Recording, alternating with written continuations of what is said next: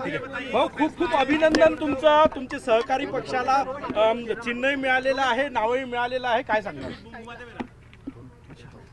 हिंदू हृदय सम्राट शिवसेना प्रमुख श्रद्धेय बाळासाहेब ठाकरे यांच्या विचारावर चालणारे एकनाथराव शिंदेजी यांच्या पक्षाला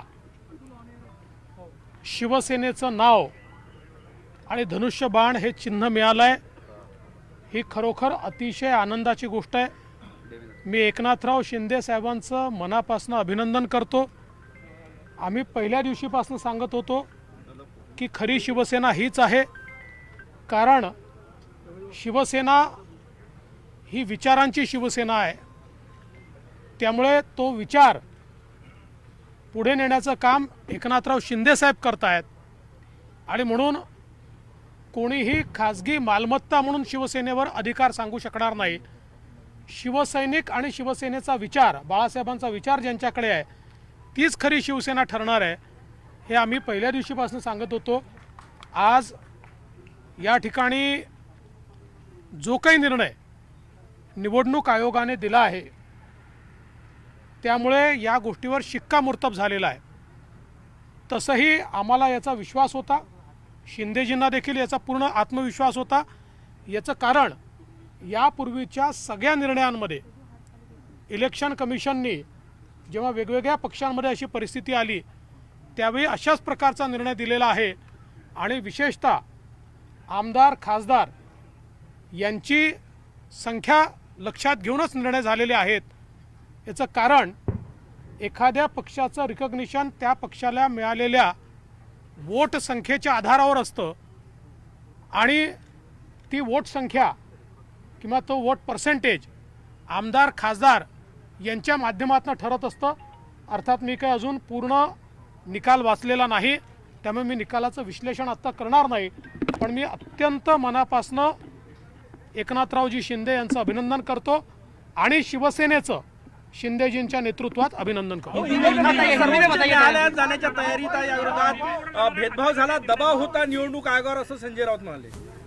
मी हे 5-7 दिवसापूर्वीच घोषित केलं होतं की इलेक्शन कमिशनचा निर्णय काय आला, त्यांच्या बाजूने आला तर election commission free and fair, त्यांच्या विरोधात आला तर दबाव, सर्वोच्च न्यायालयाचा निर्णय त्यांच्या बाजूने आला तर सर्वोच्च न्यायालय फ्री अँड फेअर, सर्वोच्च न्यायालयाचा निर्णय त्यांच्या विरोधात आला तर त्याच्यावर दबाव. त्याच्या रिॲक्शन आम्हाला माहिती आहे. माझं स्पष्ट मत आहे की शेवटी या देशामध्ये न्याय आहे, कायदा आहे आणि संविधान आहे, याच्या अंतर्गत झालेला निर्णय आहे. जरूर त्यांनी सर्वोच्च न्यायालयात जावं किंवा उच्च न्यायालयात जावं, तो त्यांचा अधिकार आहे.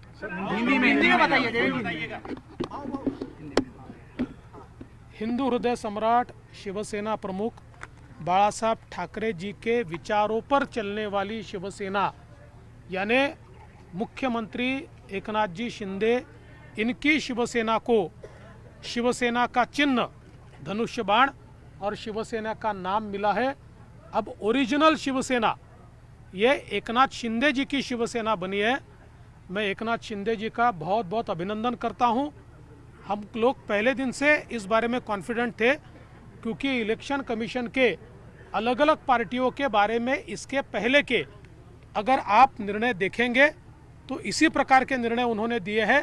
इसलिए मुझे ऐसा लगता है कि हमें जो विश्वास था, आज उस विश्वास को पूरे तरीके से बल मिला है और असली शिवसेना, बाला साहब के विचारों पर चलने वाली शिवसेना, ये एकनाथ शिंदे जी की ही है. ये आरोप लगाया जा रहा है कि जिसकी उम्मीद थी वही हुआ शिवसेना की तरफ से, ऐसा वक्तव्य आ रहा है. देखिए, इससे अलग वक्तव्य वो दे ही नहीं सकते. उनके दोनों प्रकार के वक्तव्य टाइप करके रखे हुए थे.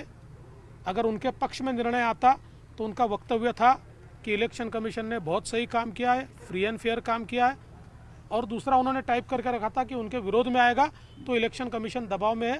वो उनकी स्क्रिप्ट पर चल रहे हैं. लेकिन इलेक्शन कमीशन हो या सुप्रीम कोर्ट हो, ये कानून से चलता है, ये न्याय से चलता है, ये संविधान से चलता है. आता मंत्रिमंडळ विस्ताराचा मार्ग मोकळा झाला.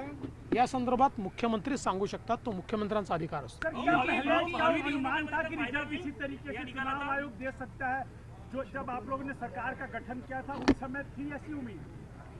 देखिए, ये पूरी उम्मीद हमको इसलिए थी क्योंकि आखिर इलेक्शन कमीशन को उनके पुराने फैसलों के आधार पर चलना पड़ता है और इससे पहले अलग अलग पार्टियों में जब विभाजन हुआ तो इलेक्शन कमीशन ने इसी प्रकार का फैसला किया है और अलग अलग इलेक्शन कमिश्नर से इसी प्रकार का फैसला किया है। इसलिए हम लोगों को ये उम्मीद थी कि उसी प्रकार का फैसला हमारे बारे में भी आएगा। तो आगामी निवडणुकांमध्ये याचा फायदा होईल या निकालाचा?